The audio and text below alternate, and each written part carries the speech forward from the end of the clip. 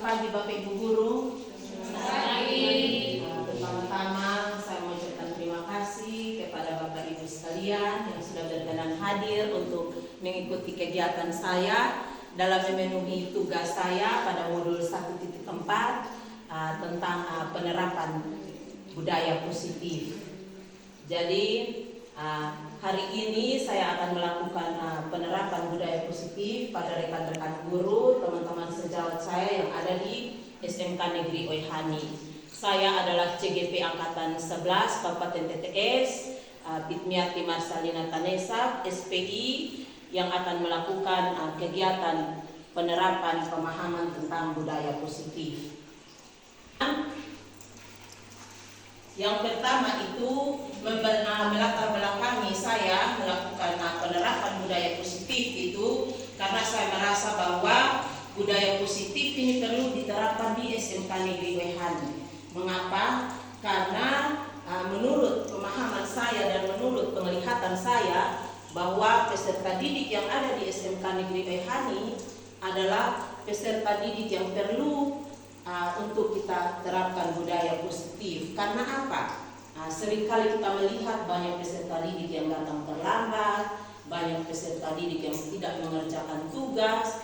Nah, kita Bapak Ibu Guru sekarang tidak diperkenankan untuk melakukan kekerasan. Jadi kita Bapak Ibu Guru melakukan pembelajaran itu harus berpusat pada peserta didik menurut filosofi Bapak Ki Hajar Dewantara. Jadi dengan prinsip atau filosofi ini, maka kita diwajibkan untuk melakukan budaya positif.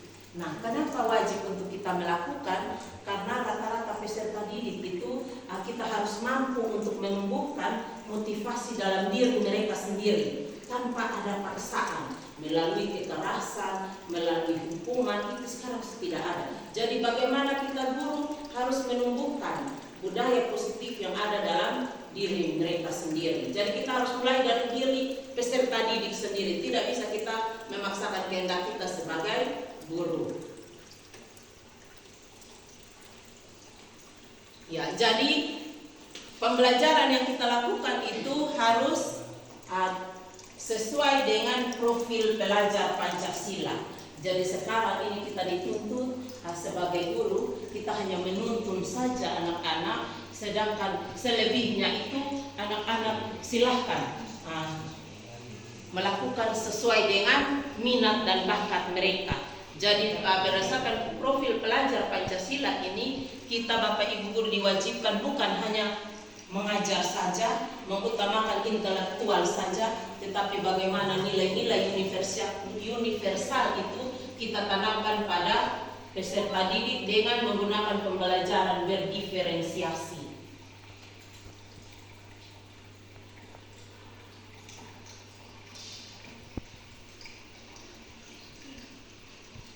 Ya, jadi ada miskonsepsi tentang teori kontrol yang dilakukan. Jadi kadang-kadang kita Bapak Ibu Guru kita berpikir bagaimana kita bisa mengontrol anak-anak untuk mereka bisa rajin datang sekolah, bisa rajin mengerjakan tugas. Tapi kita tidak sebagai orang dewasa, kita Bapak Ibu Guru ini kita adalah orang dewasa. Kita tidak memaksakan kehendak kita untuk anak-anak harus mengikuti kehendak kita sebagai guru. Tapi seperti yang tadi saya katakan bahwa kita harus mampu untuk menumbuhkan motivasi intrinsik dari dalam diri peserta didik itu sendiri. Ya, jadi ini ada beberapa teori yang perlu untuk kita mengubah paradigma stimulus kita dan juga teori kontrol.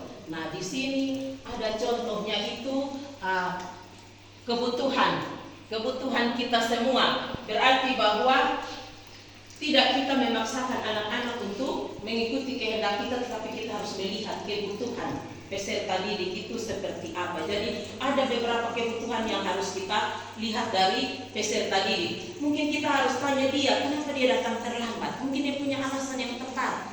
Nah, mungkin di rumah dia bisa saja tinggal dengan pengampu.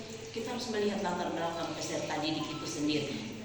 Jadi dia tidak mengerjakan tugas mungkin karena ada berbagai macam alasan. Misalnya dia tidak punya referensi bisa, dia tidak punya HP Android untuk bisa mengakses tugas, itu juga bisa. Jadi kita Bapak Ibu guru harus memahami peserta didik dan harus bisa memberikan solusi atau jalan keluar dari kesulitan yang dialami peserta didik. Karena kadang-kala kita Bapak Ibu guru hanya secara otoriter memaksakan kehendak kita bahwa anak-anak wajib harus ikut tanpa kita melihat latar belakangnya itu seperti apa. Karena kita guru-guru di pelosok ini kita harus memahami bahwa tingkat sosial, tingkat pendapatan peserta didik itu berbeda-beda. Jadi latar belakang keluarganya, kalau mungkin rata-rata mereka adalah orang tuanya petani, itu juga kita harus memaklumi itu. Dan kita harus bisa mampu untuk mencari jalan keluar yang terbaik bagi mereka. Oke, baik, ini adalah disiplin positif.